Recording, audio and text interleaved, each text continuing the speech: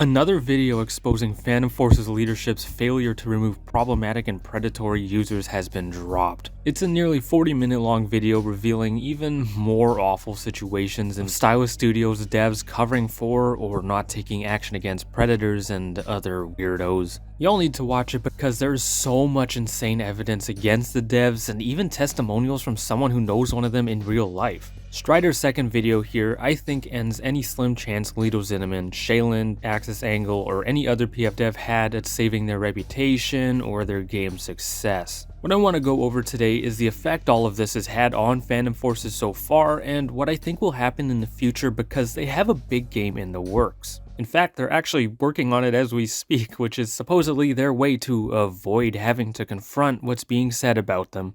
So, Phantom Forces, the most iconic and well-built FPS in Roblox history, has begun falling off at an alarming rate. Basically every single performance metric has taken a hit, including the likes and dislikes clearly taken a big hit. What I want to focus on the most is the visits and especially the concurrent players, because that gives us an idea of how many people have left the game. When it comes to the visits, you can clearly see from this chart alone that there has been a decently sized drop in daily visits since Strider's video first released. The actual numbers show a pretty big drop of 30,000-ish less visits per day compared to the previous weekdays before Strider's vid and the weekend after. The visits actually went up a bit on Monday and Tuesday didn't drop as much, but I suspect that won't last long given the video Strider just dropped. Aside from those 2 days, there has been around a 10% drop in visits in the week following the first video, which is a pretty big number if you think about it. A lot of Phantom Forces players probably play casually and have no involvement with its community, so they wouldn't be aware of any of this.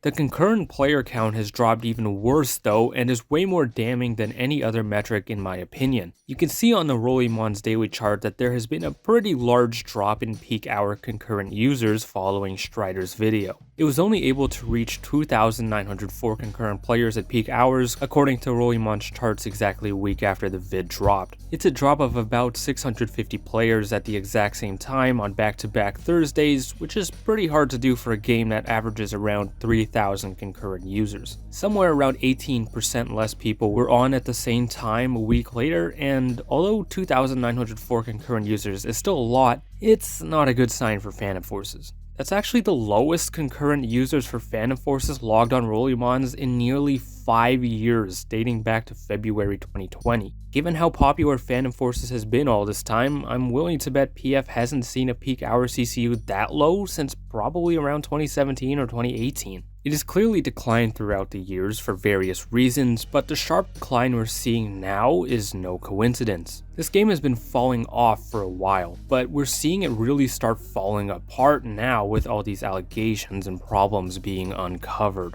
Phantom Forces has degraded so much over the years according to a lot of people, but what's going on now will only push people to quit even more. This is what happens when you don't protect your players and let garbage people poison your game's community. You destroy your own reputation, you see your game start losing players, you start losing money, and most importantly, your audience gets harmed. We saw this happen with Alex Neutron and Meep City, and now we're seeing it on a smaller but still extremely severe scale with Stylis Studios. Unlike Alex Neutron though, the Phantom Force devs are working on some new game called Phantom Resistance, a zombies game. It's apparently horrible and somehow looks worse than the zombies game from 2012 and also has those stupid furry catgirl sites in PF that some saw as a warning sign.